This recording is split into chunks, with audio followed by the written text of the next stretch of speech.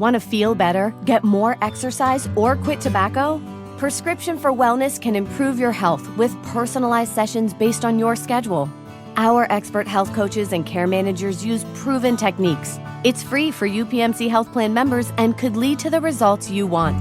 For more information, visit upmchp.us/pfwellness. That's upmchp.us/pfwellness.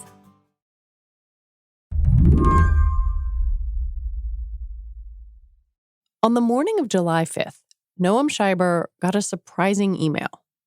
A lot of us who cover this woke up to kind of dueling announcements from the Teamsters and UPS, each accusing the other side of walking away from the bargaining table. Noam covers labor in the workplace for the New York Times, and the Teamsters and UPS had been closing in on a contract deal for workers. But then, in the middle of negotiations, it all broke down. The Teamsters say that the talks broke down because UPS said it had nothing left to give. The company says that Teamsters walked away from the table and that the company was prepared to bargain more. Now, the possibility of a UPS strike is looming. 340,000 workers could walk off the job, upending package delivery across the country. The image of a UPS worker in a lot of people's mind is of the guy or woman in the brown uniform driving the brown truck. But there are many tens of thousands of UPS workers who actually work in like sorting facilities. More than half of them are part-timers. So part-timers are a really significant portion of this workforce. And the Teamsters maintain that there had just not been enough progress on wages for part-time workers, and that caused them to walk away, or at least again they say that UPS walked away, but that caused the breakdown of the negotiations on the morning of July 5th, and we've kind of been there ever since. The two sides have not returned to the table. There's been a lot of messaging around part-time workers and wages for part-time workers, and meanwhile we get closer and closer to that actual drop-dead date of August 1st. If a contract isn't ratified by then, it's strike time. Today on the show, imagine every single UPS package not going anywhere. That's more than a third of deliveries in the U.S. But it's not just the Teamsters. With Hollywood writers and now actors on strike, it's looking like a hot strike summer. I'm Lizzie O'Leary, and you're listening to What Next TBD, a show about technology, power, and how the future will be determined. Stick around.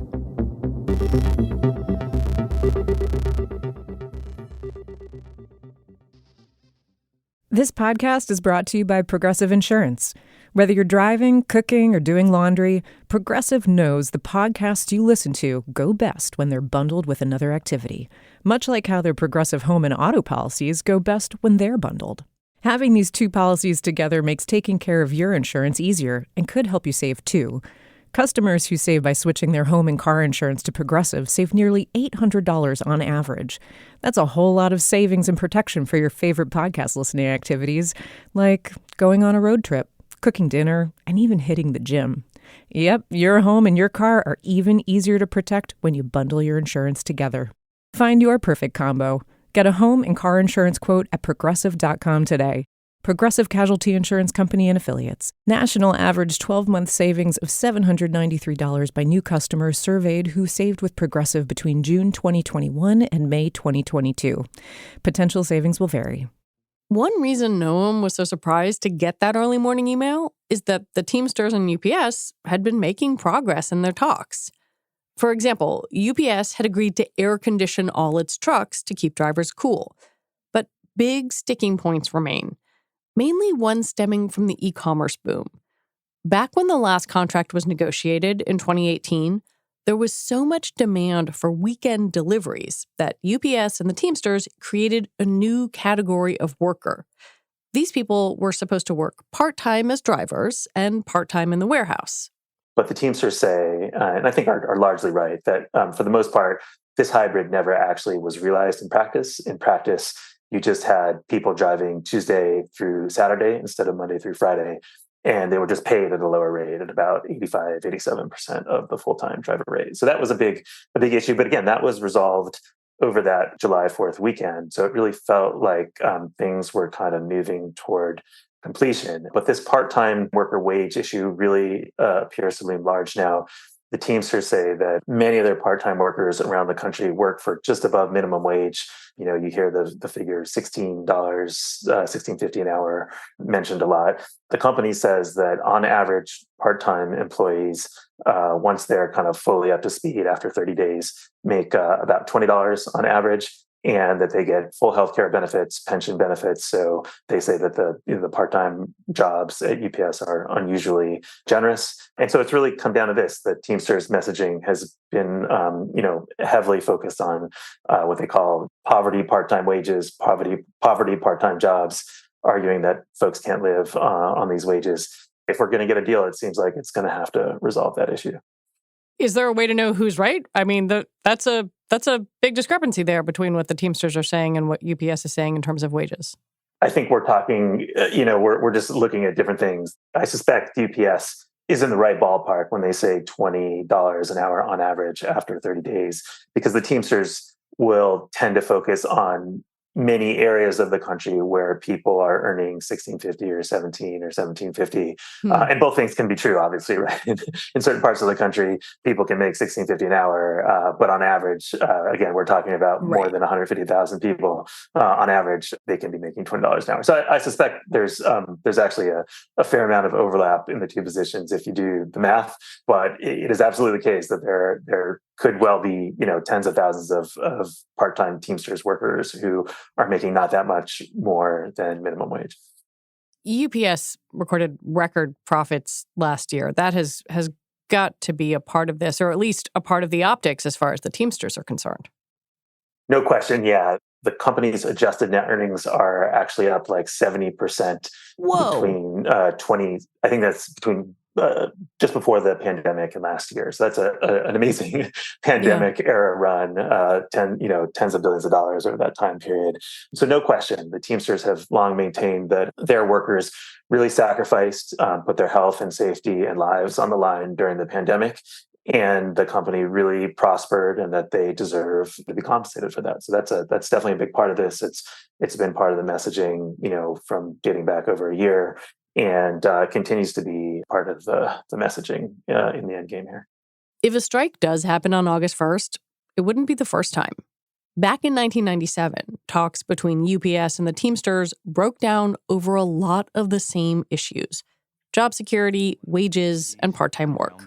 They are among thousands of UPS workers around the world holding demonstrations today. They want better wages and pensions and stronger safety and health protection. Another big issue here is subcontracting. And a key issue is one of labor's most important issues of the 90s, part-time versus full-time jobs. The situation was actually pretty similar. This is late 90s, so the economy was doing really well. And when the economy does well, UPS tends to do well. So they were pretty profitable at that point. Part-time work was also an issue back then. I think there had been a pretty steady increase in the number of part-time workers at UPS, and there was a lot of frustration on the part of part-timers, and the union really elevated that issue. So I think in some sense, a lot of similarities. I think the other thing that happened in that case was maybe the company underestimating the Teamsters and their ability to stay unified and actually pull off a strike. There had been a pretty high stakes election within the Teamsters the year before. Ron Carey, who'd been kind of the reformist faction, had won re-election. He had taken on Jimmy Hoffa, the son of the late famous Teamsters leader. That had been a very difficult, contentious election. And so I think the company believed that the union would have a tough time staying unified and just wouldn't be able to keep its rank and file together to pull that off. And that proved to be a mistake. I think many people agree in retrospect that the company probably did underestimate the ability of the union to pull that off. UPS also knows that if there's a strike, they could lose business to their competitors. That's what happened last time. I think one big legacy of that strike is a sense that it was damaging, in addition to the kind of hundreds of millions of dollars in lost business during the two plus weeks that the Teamsters were out on strike. There was a sense that a lot of customers had previously exclusively relied on UPS. And many, in large part as a result of that strike, started diversifying. And so UPS lost business as a result of that. Many customers turned to other carriers. Now, to some extent, that loss of business was masked by the rise of e-commerce over the past, 2 decades. And so it's probably not as evident if you look at the kind of top line numbers since then. But I think there was a real sense that was a real impetus for diversification on the part of a lot of customers, and a concern that kind of diversification move away from UPS could be another consequence of another strike. I noticed that UPS's competitors are already trying to do this right now. Like, they're vying for the big contracts, not so much you and me, but like a hospital or a big office supplier or a big company. Like, those are very profitable contracts. Yeah, no question. My colleagues at the Times wrote a good story about this a few days ago. UPS does a lot of pretty profitable business on shipping goods that just can go bad, can spoil, can expire. That's a pretty lucrative part of their business, and I think other carriers would really like to have more of that business. That said, I think there's pretty widespread agreement on the part of people who track this stuff, former UPS executives, former, kind of logistics consultants, industry experts, that no carrier, and even the sum total of all the other carriers, FedEx and Amazon to some extent, the Postal Service, they do not have the capacity to make up for a stoppage of UPS service. So there are definitely going to be real backlogs, supply chain snarls. This is not going to go smoothly. It's not as if all these competitors can just jump in, swoop in and pick up the slack. This will be felt through the supply chain. It'll be felt by consumers, and it'll take a while for the effects to kind of wind their way through the system. When we come back, how the Teamsters are trying to shake off the legacy of the Hoffa family.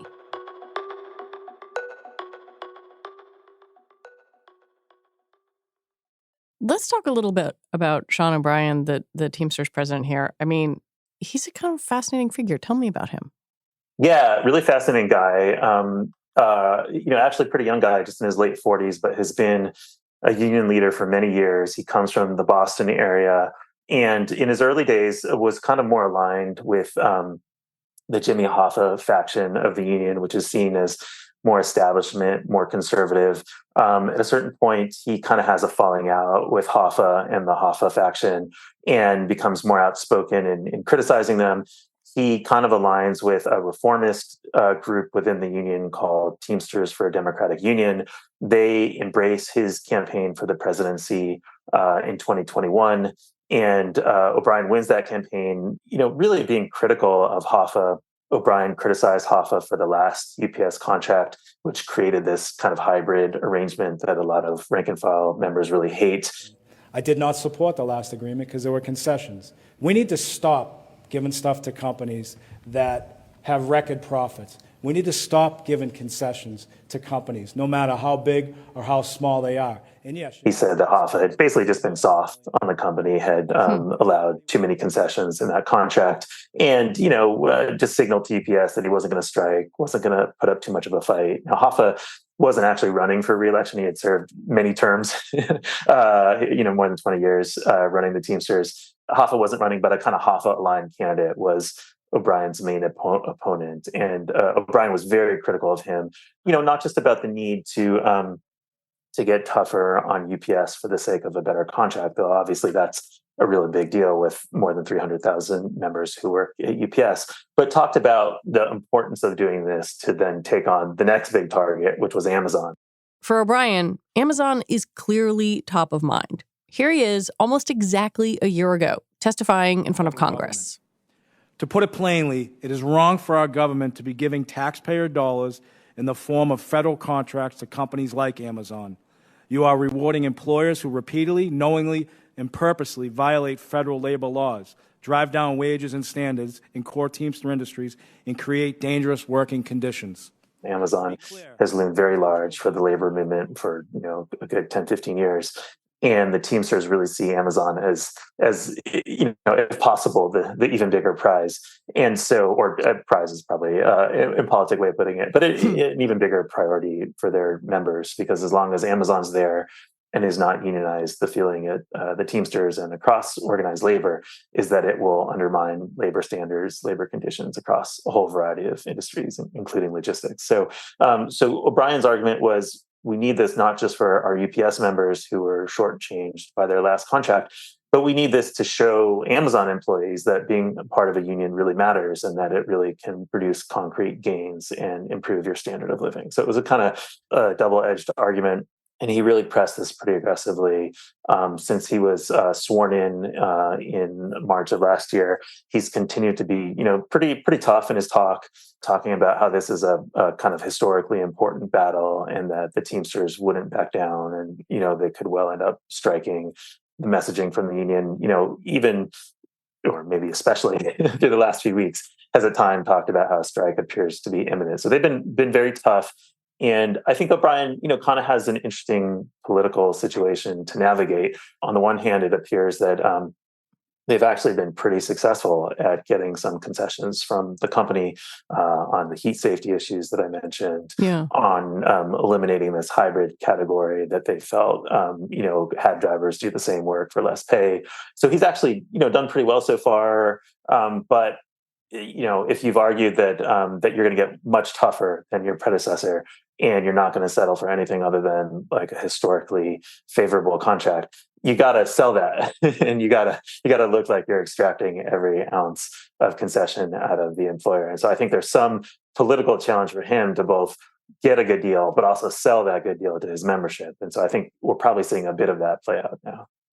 I read a story you wrote about him when he became the Teamsters president, and it's clear he has like a little bit of a history of throwing some sharp elbows. I wonder, are the rank and file behind him? Are they supportive of him right now? Yeah, I think he's done a pretty good job of unifying the union. He, from day one was really focused laser-like on this contract fight. They started their kind of internal organizing, getting people ready to petition. This reformist group that I mentioned, the Teamsters for a Democratic Union, had really been a source of a lot of grassroots energy within the union over the years, and had kind of been pushing the union to get more militant. So I think the fact that group supported him and continues to support him, actually his number 2 official at the union, kind of comes out of that reformist movement. So yeah, I think they're pretty unified, and O'Brien has done a pretty good job kind of aligning, the organizing and the preparations and the messaging. So yeah, so far so good, though obviously he still has to land the plane. I think my admittedly outdated mental image of the Teamsters, but I suspect this may be true for other people, is of a sort of like tough guy, Jimmy Hoffa, both Jimmy Hoffas era. What does O'Brien want his era of Teamsters to be regarded as? There definitely is that kind of Teamsters mystique. I think O'Brien embodies that to some extent too. He is kind of a tough guy. He's got a kind of shaved head, a firm chin, well-defined chin, and he looks like a guy who's unloaded a few trucks in his day. He's kind of a barrel-chested guy, and he can be kind of gruff. He talks very tough. He talks about sort of crooks in corporate America and crooked politicians. So he definitely embodies some of that Teamsters mystique. I think the way that O'Brien would put his own spin on it is, we can't just talk tough and then sell our members out. We've really got to deliver. And the leadership of the union for too long just became kind of comfortable and insulated and inbred and lost touch with the rank and file members and got too clubby and too cozy with the employers, particularly with UPS. And so he is kind of trying to ride this energy from the rank and file and vindicate the demands of the rank and file. So he's the kind of tough-talking Teamsters president who's actually of the people, not the tough-talking Teamsters president who then becomes a little too in love with the trappings of power. Now, in fairness, Hoffa will say that the last contract was a good contract and that they really had to work with UPS to figure out this new e-commerce era and the era of weekend deliveries. So he defends that contract. I interviewed him, during the transition to O'Brien, and he continues to defend that contract and their work under him. But yeah, I think that was the critique that O'Brien made, and that's what he'd like to be remembered as the guy who kind of returned the presidency of the Teamsters to the rank and file. All strikes or strike negotiations are PR battles to some degree or another. And, I'm just thinking in the past few years, Americans have, whether they wanted to or not, learned a lot about the supply chain and how their stuff gets from one place to another. I wonder who has the upper hand here in the PR battle if people do not get their things. People like to say that, like wars, strikes are waged because one side or the other has miscalculated. And we don't know which side has miscalculated. O'Brien has said many times that if there is a strike on August 1st, it will be UPS choosing to strike itself. So they have clearly placed the blame squarely on the company. UPS, for its part, has said, we totally understand their demands. We've negotiated constructively. We've made a number of concessions already. We're here anytime, we're ready to finish this thing up. And so let's be reasonable. If there is a strike, it's going to be bad for both sides. And no one wants that. So both sides are trying to present reasonableness, as you would expect. And the Teamsters, again, have tried very clearly to say, the ball's in UPS's court. If there is a strike, it's because they chose it. And they chose not to make good on all the hard work that the part-timers have put in over the past several years during the pandemic. If the Teamsters strike, they'll be joining the Writers Guild of America and Hollywood's Actors Union, who both say that the movie and TV studios are shortchanging them in the streaming era. On Thursday, the Screen Actors Guild / American Federation of Television and Radio Artists announced its work stoppage. What happens here is important, because what's happening to us is happening across all fields of labor. Our union and our sister unions and the unions around the world are standing by us, as well as other labor unions, because at some point the jig is up. I asked Noam if he thought this was a moment of organized labor reasserting power, or one where labor's back is to the wall. It's interesting because there was a sense of optimism in the late 90s when the Teamsters strike happened in 97, that labor was kind of ascendant. Partly the job market was tightening, and that was giving workers and unions a bit more leverage. And that proved pretty fleeting. Obviously, the long-term trend in the decades that follow was fewer and fewer union members percentage-wise in the country. I think this time what strikes me more than anything else is a kind of worker consciousness and a solidarity across industries. You see writers who are going to Teamsters pickets. I think 20 years ago, 25 years ago, most white collar workers would not have seen the Teamsters fight as their fight. And I think the last few years, obviously the pandemic played a big role in this, in the sense that people's lives were put on the line during the pandemic.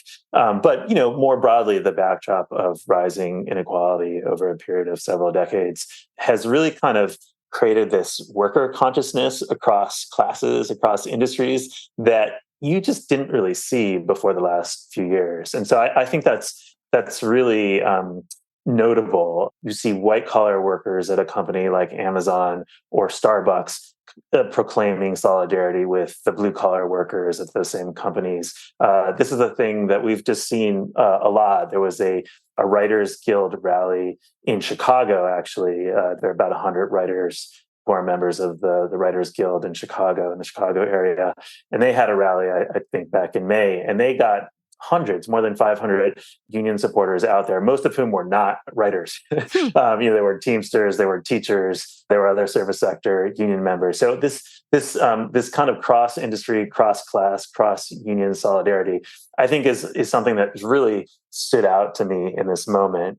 I think a lot of white-collar workers have historically seen themselves as proto-managers or management adjacent, not locked in this battle with management. And I think that actually has changed. The psychology of that has really changed, both because of the pandemic. There's a generational shift. I think there's a much greater tendency to see oneself as a worker with worker interests if you're, in your 20s and entered a tough job market than if you're like me and in your 40s and you graduated from college in the late 90s. So I think there are some reasons to think that this shift could be a little more lasting, but, hard to say. There's certain things that clearly did change, like these wage increases, like the increase in leverage on the part of workers. Those do appear to have receded a bit in the last several months. The last time we had you on this show was to talk about Amazon and Amazon unionization. You mentioned that Sean O'Brien's endgame would be to unionize Amazon. I wonder, is that in the back of his head as he is in these UPS negotiations? And does success or failure in this area carry over into whatever happens with Amazon? Yeah, I think Amazon looms really large, both for the Teamsters and, again, for the entire labor movement. Amazon now touches so many different industries: healthcare, retail, logistics, fashion, on and on and on, Hollywood, production. Labor leaders, across industries, if they haven't already, and many probably have, are sort of hammering out their own Amazon strategies. It looms incredibly large for the Teamsters. They see Amazon as really undermining their standards. It's very difficult to have a single large player in an industry like logistics unionized and everyone else not unionized. So the Teamsters kind of get that for not just for workers who are at Amazon, but for their own workers, their own members who are currently at UPS. If they're going to be able to maintain high standards at UPS, they have to try to unionize the rest of the industry, and Amazon plays an increasingly big role in that. Right now, Amazon only has one unionized facility in the U.S. It's the JFK 8 warehouse in Staten Island. That union effort by the upstart Amazon Labor Union and its president, Chris Smalls, succeeded back in April of 2022. But since then, the union's efforts have stalled. Chris Smalls and Sean O'Brien have met to talk about their common goals, but union politics are complicated. The Teamsters are pretty sensitive to not be seen, and in practice, not to sort of encroach on the jurisdiction of another union. That's something that's really sensitive across the labor movement. This idea that that one union might poach in the backyard of the other union. There have been some very bitter jurisdictional conflicts fought in the history of the labor movement, and so they definitely don't want to look like they're trying to encroach in an unseemly way or trying to Bigfoot them in any way. I think the Teamsters have really tried to focus on the drivers, the Amazon delivery drivers, and they are actually not direct employees of Amazon. Amazon has what they call delivery service partners, which are contractors that run fleets of those blue-gray trucks that you see delivering packages on the streets. So those drivers actually work for those contractors, and then Amazon, hires those contracting services. The Teamsters are trying to organize those, and actually, they have actually successfully done that in one case in Southern California. Amazon is contesting this, but they have they've unionized and hammered out a deal with one of these delivery service partners in Southern California. I think that's kind of a model for how they see this playing out going forward. But the company very much rejects the union's position on that. It's very much a kind of a nascent thing. But I think to the extent that there's a sort of division of labor here among unions, I think the Teamsters probably will throw more and more resources and energy at the drivers. You'll have other unions, the Amazon Labor Union being one of them. Another one is the RWDSU, which tried to organize a big fulfillment center in Alabama a couple of years ago. I think you'll have other unions go at the warehouses, and the Teamsters will probably focus more on the drivers. Okay, I know that you probably do not want to do this, but I'm going to ask you anyway. Is this thing going to a strike? It's a really good question. If you'd asked me a week ago, I would have said no. It kind of looked like things were, they were sort of dramatic, but still basically going according to plan. Both sides understood that there's a kind of performative element of it, but they both still appear to be keeping their eyes on the date and the timetable. At this point, we're getting so close to a point at which it would be difficult for the Teamsters to both negotiate the deal and then have their members ratify it. But I think you have to say the chances of a strike have significantly increased. Now, whether that means they've gone from 10% to 25% or from 25% to 75%, that's a little harder for me to say, but I think it's hard to deny that the chances of a strike have significantly increased in the last week or so.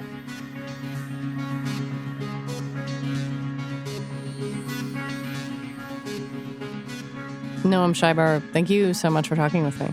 Yeah, thanks for having me. Good to do it. Noam Scheiber covers labor issues for the New York Times. And one quick disclosure before we go, Slate's staff journalists, like me, are part of the Writers Guild, which we referenced in this episode. We are not striking, though. It's just the television and screenwriters. We are not covered under their contract. Okay, that is it for our show today. What Next TBD is produced by Evan Campbell and Patrick Fort. Our show is edited by Jonathan Fisher. Alicia Montgomery is vice president of audio for Slate, and TBD is part of the larger What Next family. We are also a part of Future Tense, a partnership of Slate, Arizona State University, and New America. And if you're a fan of the show, the best way to support us is to become a Slate Plus member. You get all your lovely Slate podcasts with no ads. Just head on over to slate.com/whatnextplus to sign up. All right, we'll be back on Sunday with another episode. I'm Lizzie O'Leary. Thanks for listening.